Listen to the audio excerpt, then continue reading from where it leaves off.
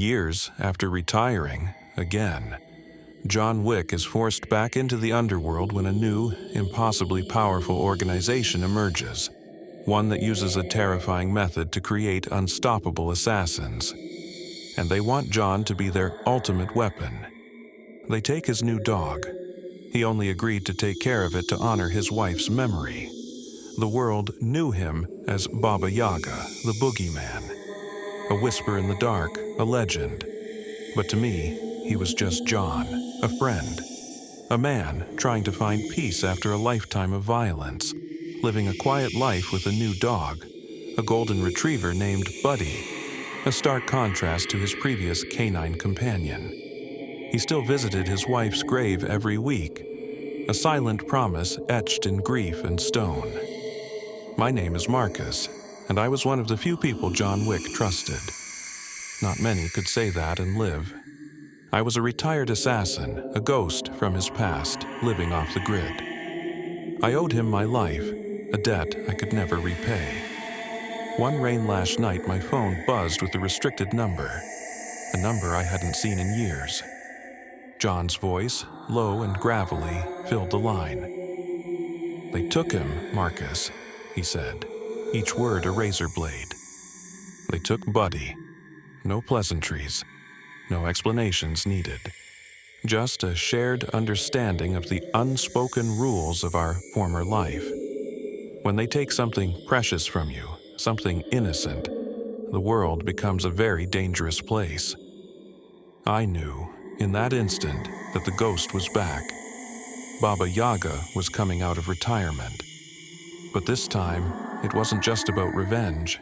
It was about something far more sinister. John's investigation led him down a rabbit hole of coded messages, encrypted files, and dead ends. This wasn't the work of a rival syndicate or a vengeful enemy. This was something new, something that operated in the deepest shadows, beyond the reach of even the high table. He started encountering them on his search. Assassins, but not like any he had ever faced. They moved with an unnatural speed and precision, their bodies augmented, their eyes glowing with a cold blue light. They were more machine than human, devoid of emotion, driven by a single, terrifying purpose: to capture John Wick. Each encounter was a brutal dance of death. John, despite his age and the weariness that clung to his soul, was still a force of nature. He moved like a phantom, his gunshots echoing like thunder in the night. But these new enemies were relentless, their bodies seemingly impervious to pain, their movements almost precognitive. They were learning his every move. He found fragments of information, whispers in the dark corners of the underworld. He learned about an organization known as the Harbingers. They were scientists, researchers, obsessed with pushing the boundaries of human potential, with creating the ultimate weapon. And they saw John Wick as the perfect blueprint. The Harbingers were not just augmenting their assassins. They were rewriting them, reprogramming them, using a terrifying new technology that fused man and machine at a genetic level. They were taking the very essence of what made a person human, their memories, their emotions, their soul, and replacing it with a cold, calculated efficiency, with code. They were building an army of emotionless, super-powered killers, each one modeled after the most dangerous man in the world, John Wick. John discovered that the Harbingers had been studying him for years, analyzing his every move, his every kill. They had dissected his fighting style, his tactics, his very being. They had taken everything that made him a legend and twisted it into something monstrous. It made sense now. John had always felt a connection, almost like a sixth sense, to other assassins. Like he could anticipate their moves. He was feeling the Harbingers' work, recognizing himself in these new killers. The whispers he was chasing spoke of a process called the weaving, a terrifying procedure that involved breaking down a subject's mind and body, then rebuilding them, stronger, faster, better. But the process was incomplete, unstable. The Harbingers needed something more, something only John possessed. They needed his will, his very essence. John, following a trail of carnage and coded messages, finally found them. The Harbinger's base of operations was not some hidden underground lair, but a gleaming Atyadunik, Atyadunik, Atyadunik, Atyadunik, Atyadunik, Atyadunik, state-of-the-art, research facility, hidden in plain sight, disguised as a legitimate corporation. A corporation specializing in human augmentation. He fought his way through legions of augmented soldiers, each one a twisted reflection of himself, each one a testament to the horrors of unchecked technological ambition. He moved like a ghost through the sterile corridors, his suppressed pistol spitting death, his movements precise and economical.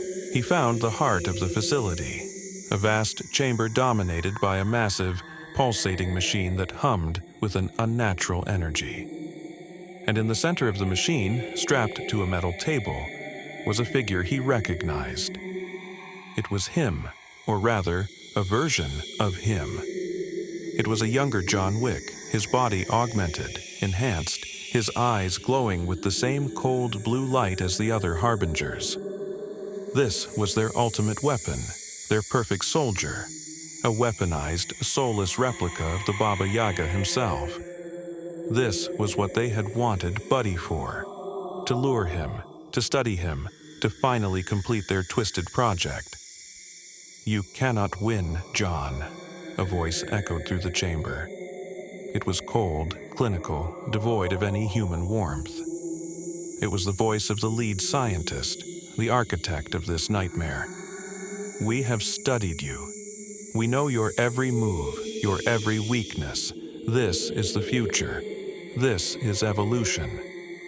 The other John, the corrupted copy, rose from the table, its movements fluid and precise, a dark mirror image of the original. It was faster, stronger, and it felt no pain, no remorse.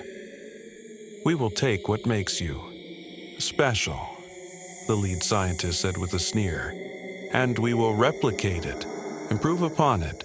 You are simply the prototype, a relic of the past." The battle that ensued was a whirlwind of violence, a terrifying clash between man and machine, between the original and the copy, between a legend and his own corrupted shadow. It was a fight for survival, a fight for the very soul of John Wick. John fought with every ounce of his skill, every fiber of his being, but the corrupted copy was relentless, anticipating his every move, countering his every attack. It was like fighting a ghost, a phantom that knew his every weakness. He was losing. He could feel it. The darkness was closing in, the whispers growing louder, promising him oblivion, promising him peace. He could see Buddy whimpering in a cage nearby, his presence a flickering ember of hope in the encroaching darkness. But then he remembered. He remembered his wife, Helen. Her smile, her warmth, her unwavering belief in him. He remembered the life he had tried to build, the peace he had almost found. He remembered the dog, the innocent creature that had become a symbol of his last connection to humanity. It was this final, desperate memory that gave him the strength he needed. He remembered why he fought. With a roar that echoed through the chamber, John rallied. He fought not with rage, but with a cold, focused determination. He fought not for vengeance, but for something more. He fought for his humanity. He fought for his soul. He adapted. He improvised. He used his environment to his advantage. He was not just a killer, he was a survivor. He was John Wick. He would show these monsters what happened when they threatened what he held most dear. In a final, desperate gambit, John lured the corrupted copy close to the pulsating machine at the heart of the chamber. With a well-aimed shot, he overloaded the machine, causing a catastrophic explosion that ripped through the facility. This was his final stand. The facility was destroyed. The harbingers were gone. The threat, for now, was over. John, battered and broken, his body pushed to the absolute limit, had somehow survived. He was the only one to make it out. He carried the weight of his past, the burden of his actions, but he also carried something else, a flicker of hope. He had faced the darkness within himself, and he had won. He had stared into the abyss, and the abyss had blinked. He returned to his quiet life, to the memory of his wife, to the companionship of his new dog. But he knew that the world would never be the same. The line between man and machine had been blurred. The boundaries of reality had been shattered. He could never go back to being just a man trying to live a peaceful life. The city lights twinkled below, a fragile tapestry of human endeavor. John Wick stood on the rooftop, a solitary figure silhouetted against the night sky. The ghost of Sparta was gone, Hoito, perhaps forever. But in its place was something else, something new. A guardian forged in the fires of loss and tempered by the cold steel of truth. He was a weapon, yes, but a weapon pointed outwards, a shield against the encroaching darkness. He was a whisper in the shadows, a promise and a threat. He was the line in the sand, and somewhere, out there in the vast expanse of the digital ether, a single, corrupted line of code pulsed with a faint red light. Waiting, learning, evolving. The echo of the devil's engine, a whisper in the machine, promising a return. The game was not over. It had just begun.